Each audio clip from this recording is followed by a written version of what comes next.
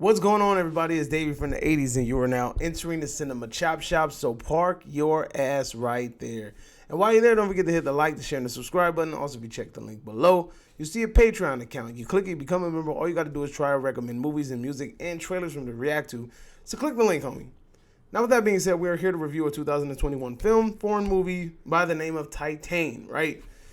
This is a French movie directed by Julia Ducournau, whatever her fucking name is. But this is the lady that fucking directed Raw. I've heard of this movie.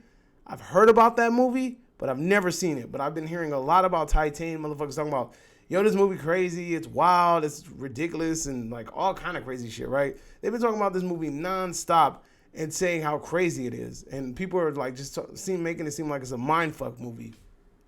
Do I agree? Yes, but it's not in a good way, right? So I agree that this movie is a mindfuck movie, but is not the kind of mindfuck that you want. Now, this movie has a cast of people,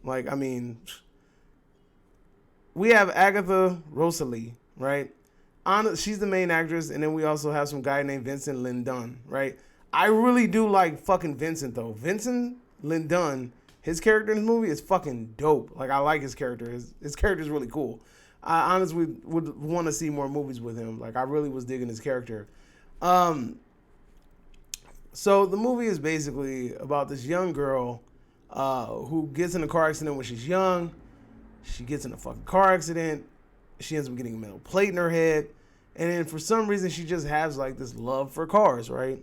So she ends up, when she grows up, she ends up becoming like one of those car bitches, you know what I'm saying? So like, you know, when you go to the little car shows and things like that, and you have the females that be standing in front of the car looking all cute and shit, or you got the chicks that be dancing in front of the car, that's her. That's her new job now. She's basically on some like OnlyFans shit, but like without the OnlyFans. But anyway, this girl, she has a secret life, and her secret life is that she kills motherfuckers on the side as a side hustle, right? Like, she's not like she gets paid to do it. She's just a fucking serial killer. She's crazy as shit, right? So what ends up happening is she's on the run. She gets identified by somebody that gets away from her, and she wants to change her identity. And what she ends up doing is she changes her identity, goes to a police station, claims that she's some boy that's been missing for X amount of years, and thus she ends up in the life of a man who thinks that he found his son that disappeared 17 years ago.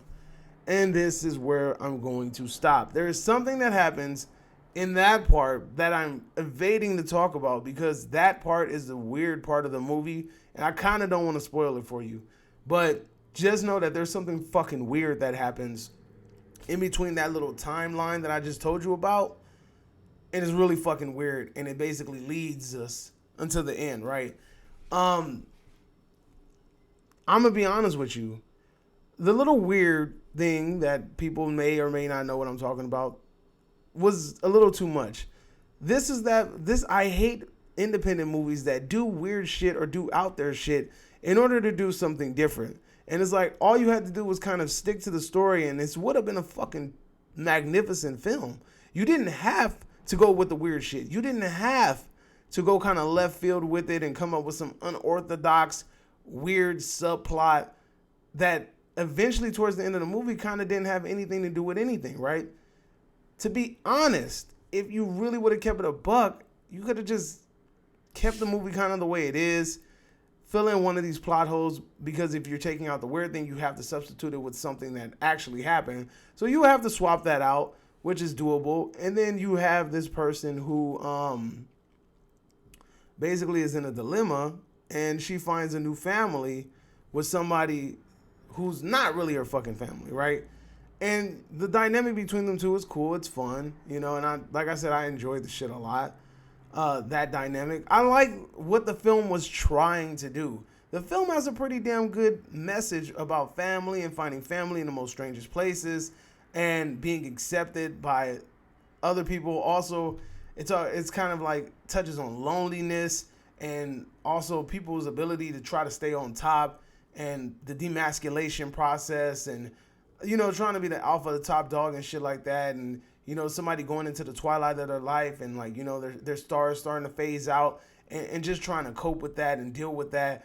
and also just mental anguish. There's a lot of fucking shit that goes into this movie, and it was like, and to me, it just was getting caked up, and it was getting just fucking fucked over by this stupid subplot.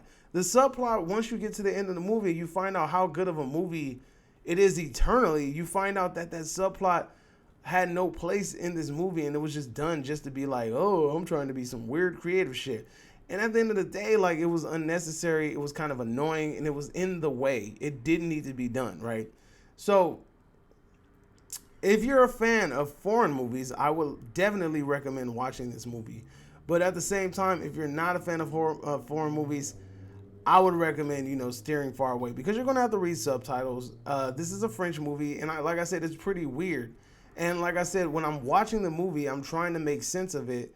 And then when you get to the end of the movie, it still doesn't make any fucking sense. There's really no resolution for what we think is happening, or if it even happened, or is this just some sort of figment of her imagination?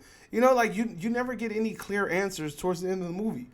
You get a nice concluding arc between on the humanistic aspect of it, the realistic aspect of it. There's a conclusion to that. One of the wishes from the mother in the movie, one of the warnings, I should say, from her, it was fulfilled, because, you're kind of low-key taking advantage of somebody who lost everything, and it's like, you don't disappoint him. Like, so whatever it is, it's either you're going to be this person's fulfillment, or you're going to be this person's happiness, or you need to be the one responsible for finding something to fill that void. And at the end of the movie, that prophecy or that idea was fulfilled. I feel like that was fulfilled. So I'm going to just go ahead and go into a spoiler section of this movie. It's just going to be quick, 2 or 3 minutes, just so I can talk about the weird thing and just kind of like, get it out of my system, because I feel like I need to talk about it. So if you have not seen this movie and you're wanting to see this movie, I will leave right now. Also, but if you don't care about spoilers, or you've already seen this movie, go ahead and stay on. So I'm assuming that you're gone, and I'm going to start talking about spoilers right now. Did anybody else think that she was going to have like a little fucking cat? Like, I thought she was going to have like a little alternator. She was going to give birth to an alternator, or a fucking big ass rim, or fucking something, do a catalytic converter, some shit. I thought she was going to give birth to a little ass car, like a little model car, battery powered or some shit. I thought it was really weird that she gave birth to a baby with a fucking titanium spine. That was kind of weird, and they never explained the motor oil. They never explained the metal aspect of it. Like, we don't. Why was her stomach coated in titanium? Like, I thought it was just her head. Why was her body splitting open like that? Like, none of that shit made sense. Like, the movie, like I said, the freakish, weird aspect of the film that they tried to kind of dive into, the subplot per se, that didn't make any sense. And if they would have took that out, and let's just say the first dude that she met, maybe he raped her or something like that, and some bullshit, and then and it turns out that she killed him, and she's a serial killer. She just got caught slipping, and then she killed her parents or whatever, and then she's on the run, and then this guy takes her in, and then finds out that she's pregnant, and it was somebody else's kid, and it's just like, oh, everything came into a full cycle, right? I think that would have made more sense than this bitch got fucked by Snoop Dogg's lowrider and had the kid of said lowrider, and then she was like, she was getting supposedly fucked by, I don't know if she was getting fucked by the fire truck, but, it's just a weird fucking movie, man. That shit just didn't make any sense, and I sat back and I thought, like, what was the fucking purpose of adding in her supposedly getting fucked by this car? Like, did we need to see this fucking Cadillac bouncing up and down, hitting switches on them bitches? Like, I didn't see or understand the purpose of that, so I just needed to get that out, because that shit made absolutely no sense. And like, people like rant and rave about this movie, and they're talking about how crazy it is, and it is crazy, but it's not crazy in a good way, because crazy would be, that shit was crazy, and then at the end I'm fulfilled with an answer for said craziness, not just crazy just to be crazy. Like, you know what I'm saying? Like, you can make a movie and have fucking little midgets with dicks on their head and shit running around. You be like, oh my God, that shit was crazy. Did you see that fucking midget with a dick on his head and the balls jiggling from his chin? But at the same time, it's like, if you leave the end of the movie and you never have an answer for why are these midgets running around here with dicks on their head and balls on their chin, then you're going to say, you just did that just to be like, yo, that shit was crazy, So Here on the Cinema Chop Shop, we grade movies in 3 ways. Count them 3 ways. Either you get bodied and sent to the bowels of hell. Either you get a big fat meh, meaning your shit was mediocre, más o menos, mid-grade, mid, all that good shit. Or, you know, I spare you, say your movie was great, magnificent, excellent, you know, all that good shit. And you know I had to go with the big fat meh. Not quite my tempo. Not impressed. But it can be better. Mediocre. Meh. But the TV gave me the impression that... We said meh. M-E-H. Meh.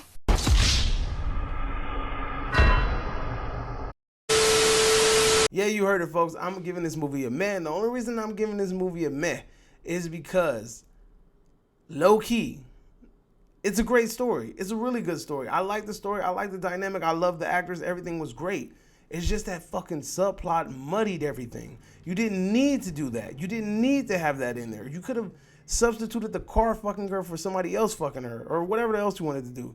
Her getting impregnated by anything, you know, it was just stupid. But that's my grade. That's my review. Let me know if you agree or disagree. Whatever the case may be, drop it in the comment section down below. You're now exiting the Cinema Chop Shop. Hope you guys are having a magnificent day. And adios, homies.